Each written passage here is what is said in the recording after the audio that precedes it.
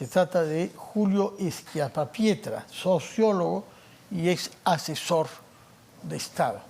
Señor Schiappapietra, muy buenas tardes. Gracias por estar con nosotros. Tu ocurrencia, un gusto. Sí, cuéntenos, por favor, ¿cómo tomó contacto con el gobierno de Dina Boluarte? ¿Qué funciones cumplió usted al principio? Yo estaba trabajando en una campaña electoral, ¿de acuerdo? En cuatro regiones del país, y me llaman para poder apoyar en la última fase lo que era en ese momento la campaña de Pedro Castillo, donde ella era la vicepresidenta. A través de un familiar, una persona que la conocía, sabe de mí como asesor, porque yo me dedico profesionalmente a la consultoría política, y me llama para poder darle apoyo, ¿no? Y yo desde el principio decido, por la personalidad compleja que le vi, por una serie de características que me parecía que todavía era difícil establecer una relación de más larga duración, opté por tomar el camino de una amistad distante y de una colaboración política muy específica en cosas que ella me pedía. Eso durante la campaña del año 21. Del año 21, sí. De acuerdo. De acuerdo. Desde marzo del año 21 empiezan algunas reuniones en las cuales yo participo. Hasta junio que se produce la segunda vuelta. Hasta junio que se produce, y luego continúo durante todo su periodo como vicepresidenta. En esa época, ¿se puede decir que usted percibía que Dina Boluarte adhería al ideario de Perú Libre? De manera heterodoxa, ¿no? Como han hecho mucha gente andina que entró a Perú Libre, ¿no? O sea, de manera heterodoxa, porque ella en el fondo era una demócrata y tenía una visión más centrada en la justicia social para los Andes, para la gente olvidada de su tierra, que Chalhuanca, una de las zonas más pobres del Perú, ¿no? Sí, de Apurímac. Pero no suscribía a esta visión pro-cubana, marxista-leninista, partido único, que yo sepa, clase obrera y nada de libertad de prensa, que es el ideario de Perú Libre. Bueno, es que entre el ideario, el fundador, sus bases y seguidores, hay pues bastante mía de distancia. Eso pasa en todos estos partidos políticos que son extremadamente dogmáticos o cerrados. O sea, nunca le he conocido a ella, más que en un periodo inicial de la campaña, una relación, digamos, de líder a subordinado, digamos, con Vladimir Cerrón. Ella siempre tenía pensamiento propio, ¿no?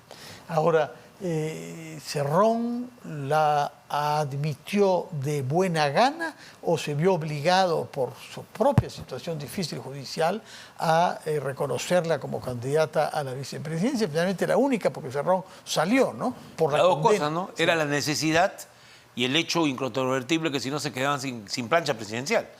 Y creo que Cerrón apostó muy bien cuando decide por Castillo, aun cuando él no tenía ni siquiera la biografía de Castillo suficientemente clara, ¿no? Pero apostó por una alternativa ganadora en ese momento, ¿no? Que es lo que él evaluó. Y Dina Boluarte era, digamos, la persona que no iba a llegar nunca a la presidencia. No estaba dentro del esquema ni de Cerrón ni de Castillo, ¿no? De acuerdo. ¿Y cómo eran en esa época, durante la campaña, los vínculos entre Dina Boluarte y Pedro Castillo? Porque con Cerrón nos ha hecho entender que hubo una relación relativamente distanciada, porque no había una gran afinidad ideológica. Así es. Pero con Pedro Castillo, que fue también reclutado por Cerrón, como había sido Dina. Mira, Dina da un paso muy importante, que es el paso de defender el voto. Ella encabeza, junto con el doctor Torres, encabezan la defensa del voto respecto a las amenazas de que ellos habían cometido fraude y que podía llevar a que la elección se anulara. Esa tarea ella la asume con más de 84 abogados y es una tarea que la lleva a que empiece a tener un protagonismo creciente y un acercamiento cada vez mayor a Castillo. Hay que recordar que ella asume incluso la defensa abierta del proceso electoral, es la principal vocera en torno al proceso electoral en el momento que se produce una pugna, ¿no?, entre abogados de los estudios más importantes de Lima y este grupo, digamos, que es un grupo de abogados provincianos y gente que la había seguido en el colegio de abogados, que suma más de 80 abogados que se distribuyen por todo el país para poder dar la batalla, ¿no? Creo que esa es una saga que a ella la posiciona políticamente y evidentemente ahí afianza su carácter de ministra y vicepresidenta, ¿no? Ya, pero no tenía una relación política estrecha con Castillo, no compartió con él la experiencia de la huelga del año 17. Para nada. Porque Cerrón selecciona a Castillo como candidato por el desempeño que tiene durante la huelga del año 17, donde dio muestras de habilidad para formular algunas tesis y para mentir sobre otras, ¿no? No hay que olvidar de que Cerrón llega a Castillo después de varios intentos de armar fórmulas en las cuales él resulta rechazado por su extremado dogmatismo, por una serie de problemas. Además tiene virtudes también, como toda persona, ¿no? O sea, sí tenía una capacidad de intuición política y esa intuición política es la que lo acerca a Castillo. En el caso de Dina Boluarte sí hay una relación más próxima a Castillo que a Cerrón, desde el principio. De acuerdo. Ahora, en un momento dado, ella afirma en público, creo que en Puno por lo demás, Sí. que si Castillo saliera del poder, ella también saldría. Eso muestra la naturaleza emotiva, que es característica además de personas como ella, que están recién iniciándose en la política, ¿no? Fue un elemento que yo creo que fue un error desde el punto de vista del pragmatismo político, del realismo político. Yo se lo hice notar en algún momento, pero su respuesta fue: yo me debo a esta causa, dijo, ¿no? Y luego de unas cuantas semanas se convenció de lo contrario, porque surgió el Gabinete en la Sombra. Todo esto transcurre entre noviembre y diciembre del año 2021. Y el Gabinete en la Sombra es descubierto, y ahí tenemos nosotros toda la información de lo que estaba ocurriendo. Pago a policías, diferentes cosas que obviamente tienen que esclarecerse ante la justicia, pero que estaban terminando por ser, digamos, lo que luego sepultó al gobierno, ¿no? Ya. Y debo decir algo más. Un gesto muy importante que es cuando ella y Betsy Chávez firman una carta conjuntamente para renunciar a Perú Libre. Ese es un parteaguas para ambas. Deciden como mujeres que no seguir aceptando la situación que había. A Betsy la nombran coordinadora parlamentaria y después la sacan. Y Dina colgada de la soga cada vez que había que volver a decir un gabinete ministerial, ¿no? Entonces, en ese momento ahí se crea una suerte de solidaridad que luego se rompe, pero que fue importante porque fue un momento en el cual delimita también ideológicamente con ese grupo, ¿no? Ahora,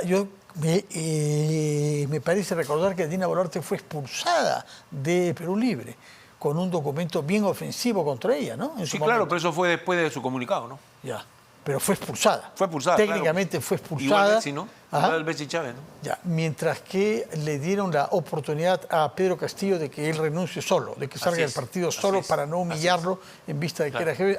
A la vicepresidenta sí no tuvieron ningún Son despacho de humillarlo. rarezas Sí. de organizaciones en las cuales no hay verdaderamente democracia, ¿no? Y es un gran problema que no solo se repite en izquierda, ojo, o en esa izquierda, que no es la izquierda, digamos, que conocemos todos como fuerza electoral, sino en esa izquierda que surge en esa elección y que luego, después de haber obtenido 8 millones, creo que fue 660.000, 650.000 votos, terminó teniendo 311.000 en la siguiente elección. O sea, pasa del 50% casi de la masa electoral al 2%, ¿no? Ese resultado, digamos, de esa trayectoria política y demuestra que Dina estuvo correcta en salirse de ese grupo y tratar de proyectar su carrera política de otra manera. Salirse de ese grupo, pero mantener el ministerio. Es que el ministerio era una base también de contacto social con la población y ella sí es una persona afín a eso. Quizás ahora ha producido giros tan radicales que ya no la reconocemos, pero en ese momento su misión en el MIDIS era cumplir a cabalidad porque además era un ministerio que tenía una ventaja. Era difícil la corrupción de los funcionarios porque el MIDIS terceriza todo.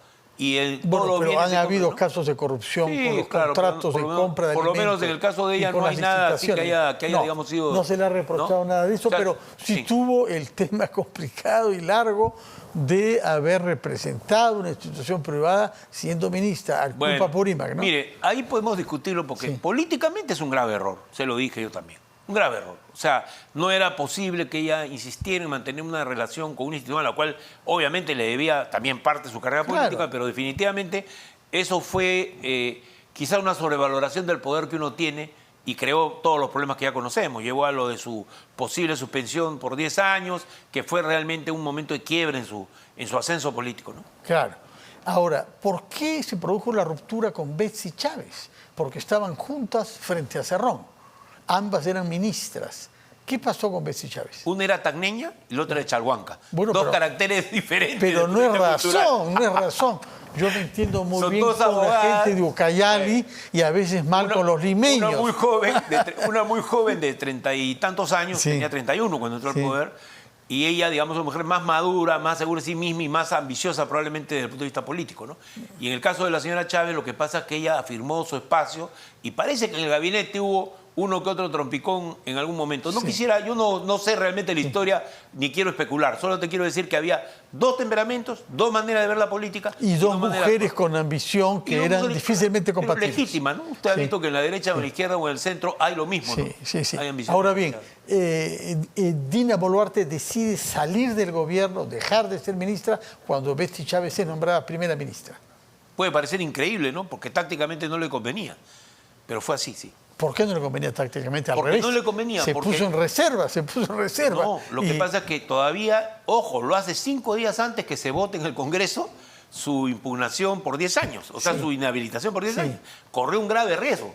lo cual muestra que ella es una persona de intuiciones, ¿no? Excepto que haya sabido Su feeling, no creo negociar. que nadie podía saberlo exactamente, esa es la verdad. En un lugar como el Congreso fue tirarse los dados y dejarse guiar por el feeling. Y a veces, no hay que olvidar que en los políticos a veces 70% es inspiración y 30% es ciencia, ¿no? De acuerdo.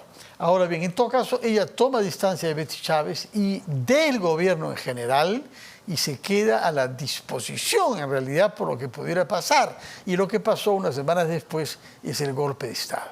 No, pero antes de eso le exoneran de la responsabilidad. Claro, bueno. Que es trascendente, ¿no? Sí, porque era inhabilitarla y se quedaba el Perú sin sucesión presidencial. Sí. Los grupos de oposición radicales, los de Renovación Popular, Fujimorismo y Avanza País, de alguna manera le da a ella una bendición para que sea apta eventualmente a ser presidente. Alguien ha debido estar por mutua necesidad, ¿no? Porque si no se cerraba el Congreso y terminaba todo esto muy mal, ¿no? Entonces, Dina Boluarte está claro entonces, según usted, que antes de haber sido presidente ya había establecido relaciones cordiales con sus adversarios más radicales. No sé si con los adversarios más radicales sí sé que habían casos individuales, ¿no? Tanto Cayetana Aljovín como la señora Patricia Chirinos alguna vez la visitaron en el ministerio. Yo no he estado en el ministerio nunca, porque yo he sido siempre un asesor, digamos, una amistad que le servía para algunas consultorías políticas en momentos que necesitaba, pero definitivamente alguna gente se acerca a ella y obviamente los parlamentarios desfilaban siempre por el ministerio buscando siempre que se acogieran algunos proyectos de sus zonas. Lo central es que ella maneja con cierta habilidad las negociaciones con el Congreso, solamente que ahí hay varios intrusos que terminan siendo los gatos negros que generan problemas luego, ¿no?, que se están expresando en el actual gobierno. ¿Cuáles son esos gatos negros? Bueno, no le puedo decir todos, pero algunos. Yo creo que, por ejemplo, se produce una transformación en la relación con el Congreso y en la relación con gente clave. Después, su asesor legal se vuelve la persona más poderosa de su entorno, el doctor Otárola. Una persona constitucionalista que viene de la izquierda, que tenía una trayectoria desconocida en cuanto Comisión Andina de Juristas, Derechos Humanos, ¿no? Lógico, claro. Sí. Tiene una trayectoria de ese tipo y luego lo vemos teniendo que ser el hombre que tiene la responsabilidad política de lo que pasó en Ayacucho y como premier la de lo que pasó en Juliaca, ¿no? Entonces tenemos un giro que produce los acontecimientos. Yo creo que Ayacucho es el momento decisivo en el cual se produce un cambio. Es un momento muy duro para Dina Boluarte, que tenerlo claro. Es un momento de crisis y es un momento en el cual también se define cómo va a ser el futuro inmediato. Es decir, ahí ya no era posible lo que ella había pensado, un gobierno de transición que sea apoyado desde la izquierda y sea apoyado desde la derecha. Entonces ahí se queda el Congreso con el único dueño de la pelota y con el que controla el arbitraje y controla la cancha, ¿no? Y ese es un cambio fundamental que lleva a que entonces el primer Otárola ocupe el lugar del interlocutor con esta fuerza que la apoya, ¿no? De acuerdo. ¿A usted le parece que el cambio se produce como consecuencia de verse responsable, política por lo menos, del baño de sangre que se produjo en Ayacucho? Obviamente ella no ha disparado una bala, ni tampoco el señor Otárola, de ninguna manera. Lo que pasa acá es que hay lo que se llama responsabilidad inmediata y hay decisiones que además están siendo aclaradas hoy día y algunas publicaciones sobre las comunicaciones escritas que no son muy convincentes, ¿no? Hildebrand, ¿no? Pero no es muy convincente el documento, pero yo me sospecho que deben haber otros que son en realidad las órdenes dadas, pero ninguna es firmada por Boluarte ni por Otárola. Y ahí está el gran problema. ¿Hubo o no hubo reunión con los estados mayores de ambas fuerzas, como corresponde hacer a los ministros, para planificar Ayacucho y planificar Juliaca? Da la impresión, con el caso de Ayacucho, hubo simple improvisación. Y que eso fue lo que originó un proceso que fue desbordado totalmente por el manejo que hizo la Fuerza Armada, ¿no? ¿Quién podrá dar respuestas claras a la Fiscalía sobre esos detalles, de los cuales se derivan las responsabilidades, naturalmente? Uno es el jefe en ese momento entonces de la policía, el general Alfaro, y en el caso de las fuerzas militares, sus mandos inmediatos, cuyos nombres ya han sido publicados, ¿no?, que son los que tuvieron la responsabilidad operativa. Probablemente va a contar por qué, por ejemplo, en el aeropuerto de Ayacucho, la conducta de los que mataron a las 10 personas eran evidentemente francotiradores, probablemente oficiales o personal profesional del ejército, no eran los reclutas. Y esos 10 personas, sus nombres seguramente van a aparecer si uno los coteja con los fusiles y armas que les habían sido entregadas, porque ahí se firma un parte y se hace toda una distribución. El tema es que yo no creo que este es un tema de responsabilidad de los militares y los policías. Aquí hay un problema de malas decisiones políticas por una mala estructura en la toma de decisiones y un apresuramiento en ir de frente a acciones represivas que requerían más planificación. Punto uno.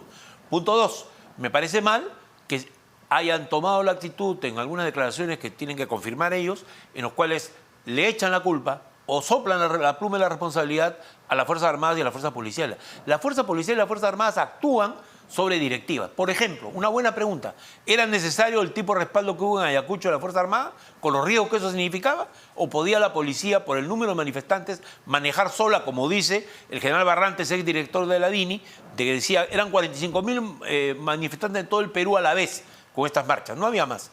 Entonces, eso era posible manejar por la policía. Una tesis dicha por un general del ejército, ¿no? Sí. Entonces, ahí hay un tema de consideraciones estratégicas, de cómo se debe manejar el problema de seguridad, y ciertamente hay el problema de derechos humanos.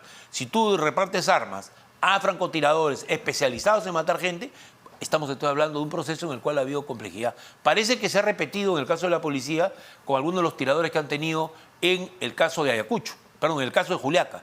Entonces, es muy dramático que el Perú se vea enfrentado a esto. Pero yo le hago una pregunta. ¿Podían los militares ir a Ayacucho y no sentirse movidos, muchos de estos oficiales que estaban a cargo de la represión, por lo que había pasado con sus compañeros en la guerra antisubversiva?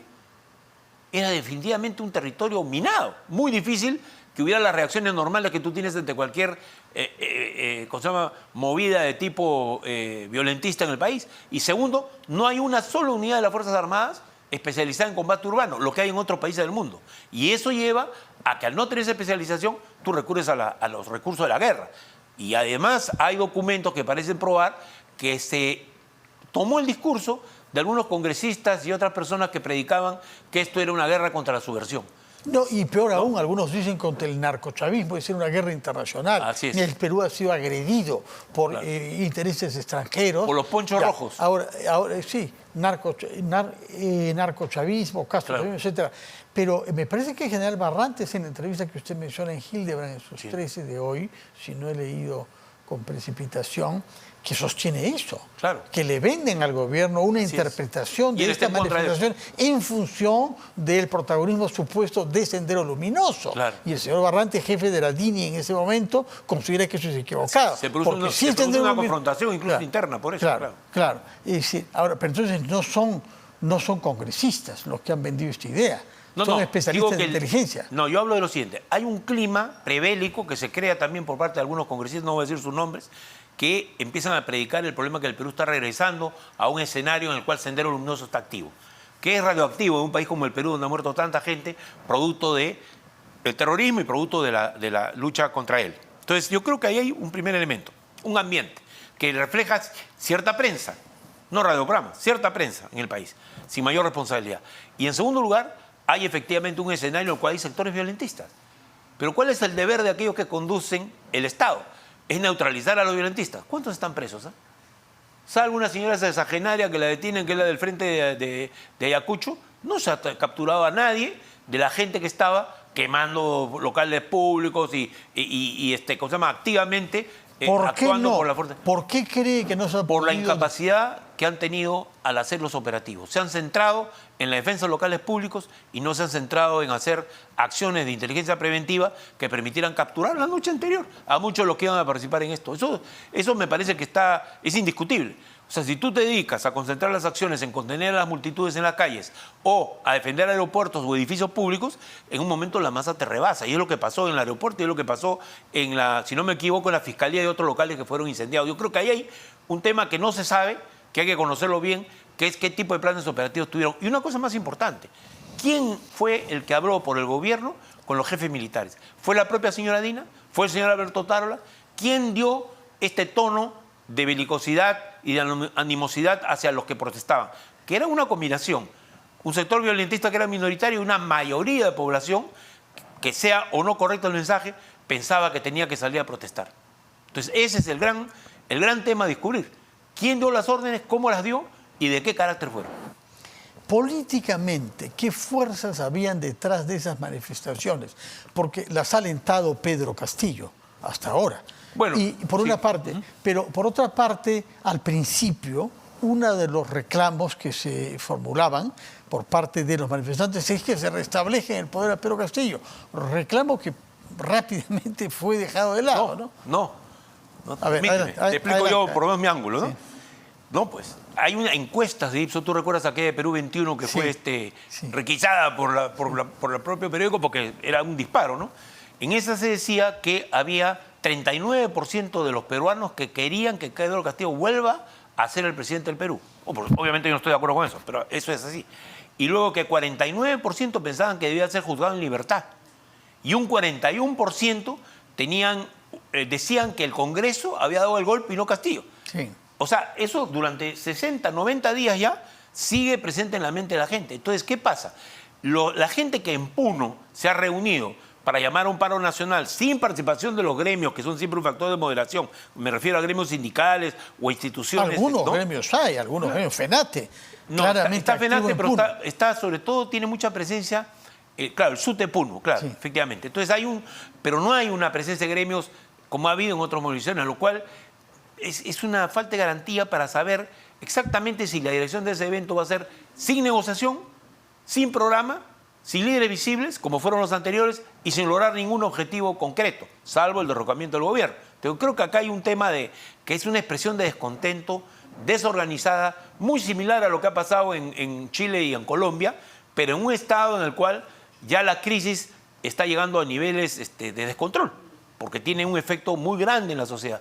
Yo no sé cuál será la dimensión de estas marchas, me da la impresión por la cantidad de publicidad que uno ve en el TikTok y el diseño de esa publicidad, que podría haber un estímulo fuerte a que mucha gente, más que por querer, por belicosidad hacia el sistema como tal, es belicosidad hacia el gobierno, que no da muestras de escucharlos y cuyas palabras, ojo, las palabras son sumamente importantes en esta época donde la gente no se levanta solo para pedir sueldo, sino también se levanta por su dignidad y porque quiere un lugar en el país. Se han dicho cosas muy fuertes. Eso de que Puno no es el Perú, de que hay además... No se dijo propiamente así. Bueno. Fue una formulación desafortunada. No, yo creo que hay errores en esto, Y por la eso, a eso frase, voy. sí, Claro. pero no es que.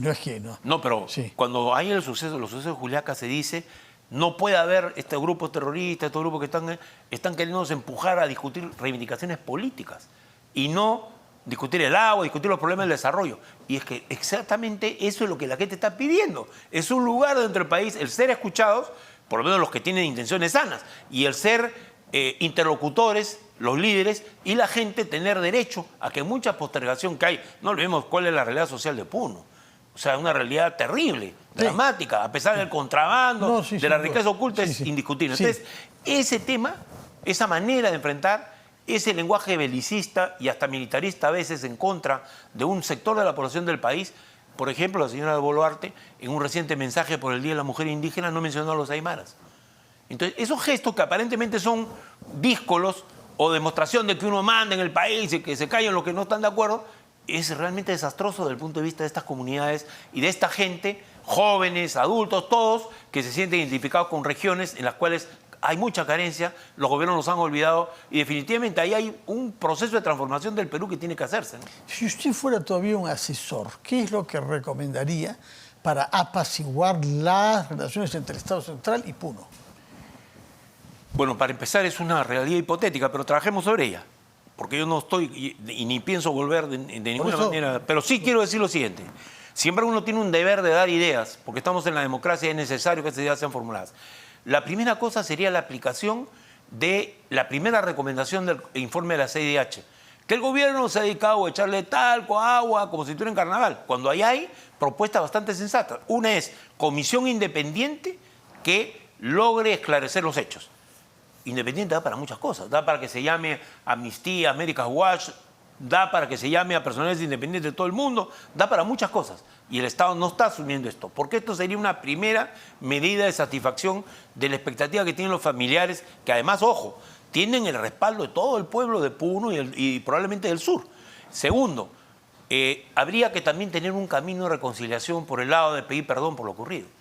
Este perdón puede ser mucho pedirle que lo haga la señora presidenta, porque de repente no maneja eso, pero sí autoridades y personas relevantes. Y tercero, es escuchar un poco a los que están ahorita preparando el paro y que están dispuestos a irse hasta el final con una confrontación con el Estado. Bueno, porque hay una tercera toma de Lima para el 19 de julio, ¿no? Entonces, no sabemos cuánto... Te voy a decir mi opinión de las tomas. Sí. Tomar una ciudad como Lima es olvidarse que el Perú, los españoles justamente crean Lima porque les era muy complicado quedarse en el Cusco, porque no iban a sobrevivir a la experiencia. Y en Jauja tuvieron que salir corriendo porque ya venía una invasión contra ellos. Entonces, históricamente, Lima es un lugar ideal para estar lejos de las movilizaciones. Recuerda que Ecuador está en medio de la masa indígena andina y las revoluciones, caída de gobiernos están... Quito en particular, claro que sí. Entonces, está sujeta a una presión social directa. Aquí traer gente, y me lo dijo en una oportunidad alguien que organizó la Marcha de los Cuatro Suyos, ahí vinieron unas 8.000 a 10.000 personas, pero no era posible económicamente ni logísticamente traer más gente. El resto salió de paisanos de los pueblos, digamos, de provincias que estaban aquí en Lima. O sea, los de Loreto se organizaron y eran 10 veces más que los que habían venido porque movilizaban esa población urbana que está acá. Los aymaras fueron uno de los que más se lucieron en las manifestaciones porque tenían el apoyo de todas estas personas emprendedoras que están en Unicachi, en los 9 mercados que ellos tienen, y que son todos aymaras, y que alojaban en sus casas, le dan de comer y podían sostener un pequeño ejército de ellos aquí en Lima. O sea, esas realidades, sin embargo, no hay que confundirlas. Esto es un país muy grande, un país donde es muy difícil que tú hagas una toma efectiva de Lima. Es una palabra grande, sí, que es solamente una manifestación. Pero además, añadirle a eso la decisión de que después del paro del 19 de julio, que se supone que es de un día, se pase un paro general indefinido, es la mejor manera de que termine todo en una derrota. Hay que estar claros. Los paros indefinidos sin límite... Derrota para los manifestantes. Para que protesten. Hay que estar claros. O sea, esa es la experiencia del Perú, es la experiencia de las luchas que han habido acá. Hubo triunfos como el paro del 19 de julio que acabó con la dictadura militar. 77, sí. Pero es una experiencia única, porque había una organización gremial. Se está usando esa misma fecha ahora, ¿no? Así es, claro, tiene ese valor simbólico. Entonces, yo lo que creo es que, primero, por el lado del gobierno tiene que haber una iniciativa, y no hay ninguna. Ya el señor Otaro lo salió a anunciar, uno de esos comerciales que él acostumbra sobre belicistas, anunciar de que vamos a ver pues si llegan lo de la marcha de Lima. ¿Cómo decir? Es un premier, tiene que más bien tomar una actitud de dialogar. Y la señora presidenta no tardará en decir algo parecido. Entonces lo que hay que hacer es estar conscientes que hay que lograr un mínimo espacio para una negociación. ¿Sobre qué tema? Sobre el tema de lograr un esclarecimiento de los hechos, satisfacer la demanda de los deudos. No olvide usted que la señora Dina ha ido a Ayacucho, han estado los deudos a pocos metros de ella y ya no se ha acercado a hablar con ellos. Entonces hay actitudes que son las que habría que cambiar, porque si no el gobierno no va a durar. Ya hay esta gente está pidiendo además que se vaya el gobierno de manera inmediata, que renuncie Otaro y la señora Dina Boluarte para dar paso a un nuevo gobierno. Y eso puede ser o por la ruta electoral o va a ser por la ruta de la razón, porque también yo noto que hay mucha gente que está incómoda entre los liberales con lo que está pasando. Porque los 70 muertos, mi querido amigo... ¿70? Bueno, más o menos 67, más o menos por ahí, ¿no? Es decir, hablando de los de Andahuaylas, hablando de todos, más o menos sumaría una suma así. Esa cantidad de muertos es algo inaceptable a nivel internacional. Vaya usted a cualquier país del mundo y va a ver que el rechazo en los noticieros, en los líderes de opinión, a lo que pasa en Perú, fuera de las payasadas que hace, por ejemplo, el presidente de México, que es una estrategia política, ¿no? Para aislar al gobierno, o sea, y que es como que David esté peleándose con Goliat, en tratar de responder de la manera que se está haciendo, llevando a ruptura de relaciones internacionales, creo que está siendo fatal para el Perú. Un aislamiento que... Y más aún, la respuesta del informe de la CDH, respondida con un pronunciamiento luego del gobierno que no es muy convincente en su argumentación, creo que está reflejando también un mal manejo de esa situación, ¿no? Señores Chiapapita, yo quisiera que nos acompañe un instante, una pausa, después de la cual quisiera que nos diga hasta qué momento tuvo usted un vínculo profesional con Dina Boluarte y por qué nos ha dicho que ya de ninguna manera la asesoría ahora si es que se produjese otra vez esa posibilidad. Vamos a una pausa. Estamos conversando con el analista político Julio Chiapapietra, que trabajó como asesor de la señora Boluarte, y queremos saber hasta qué momento trabajó usted con ella y por qué, habiendo tenido una relación desde la campaña, es decir, desde más de un año antes de su acceso a la presidencia, y por qué nos ha dicho con tanta dureza que de ninguna manera volvería a hacerlo. Porque yo tengo una línea de trabajo en mi vida que es un poco lo que ha orientado siempre mi motivación, ¿no? Que es, yo hago y trabajo con líderes políticos hasta el momento que estos líderes políticos respeten ciertas reglas, ¿no? De honradez, de la democracia y en este caso de la vida, ¿no? Y realmente lo sucede de Ayacucho para mí, yo tengo las notas que escribí recomendando otra línea que la que se siguió.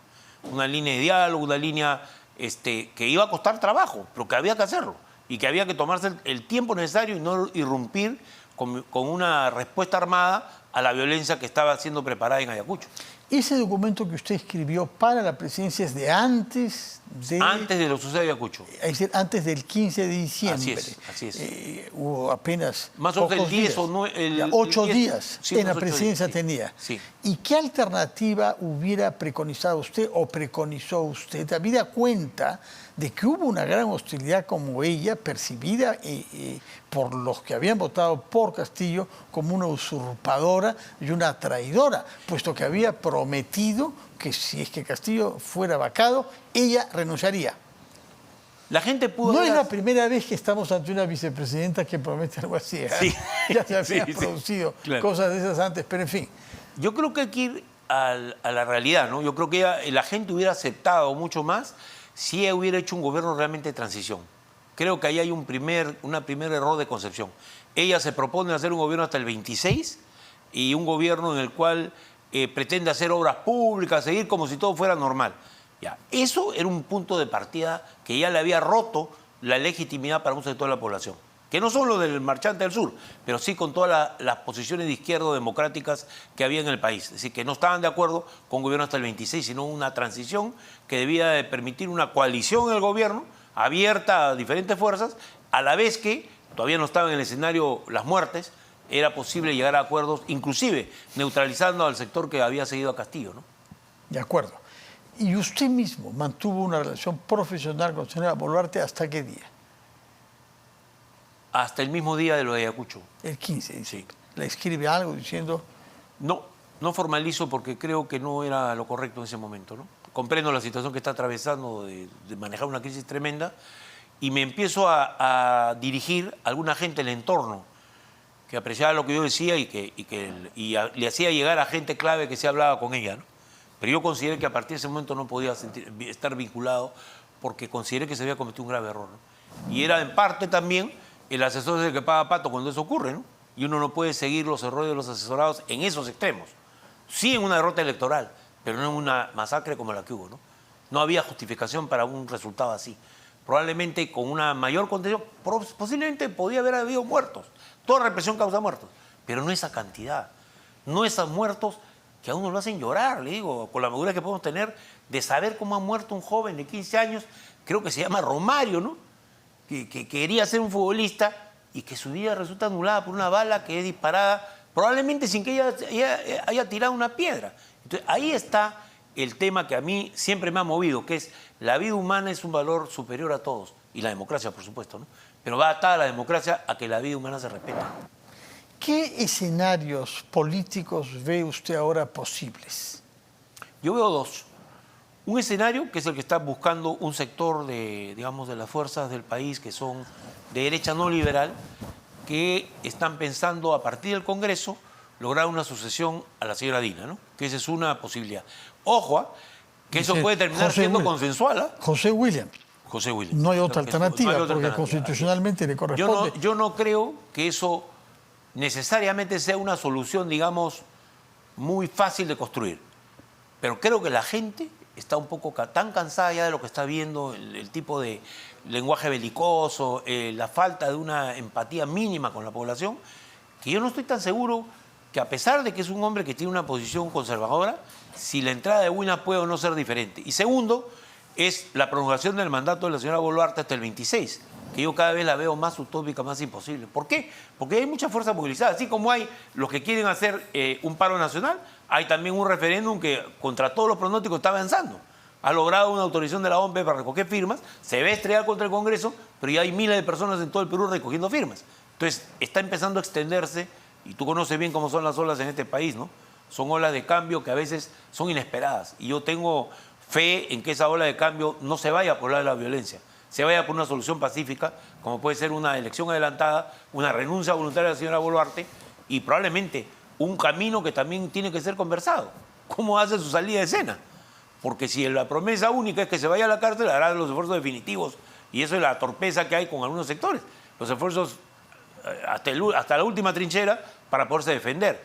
Y creo que hay que lograr una solución que tenga sentido común, sentido político. No hay que olvidar que Fujimori Y te cuento una Sí. anécdota final. Cuando estaba a punto de viajar a Bahrein, alguien lo llama a Valentín Paniagua y le avisa. Y Paniagua tiene una reacción inmediata, que se vaya del país porque en 3 días, 4 días nos quieren hacer un golpe de Estado. Y era verdad, fue el golpe que Sí. el embajador Yet conjuró. Sí. Entonces, a veces hay soluciones y caminos que se abren, los puentes de plata, que suenan mal a la población, pero hay soluciones negociadas que tienen que darse. Bueno. Yo no sé cuál será la solución ahora acá. Creo, eso sí, que si no renuncia la señora Boluarte, si no hay un cambio de gobierno, veo muy difícil que la situación del país se pacifique. Muchas gracias, Julio Schiappa, por habernos compartido su punto de vista, su experiencia desde dentro de este gobierno y manifiestamente desde el 15 de diciembre, desde fuera.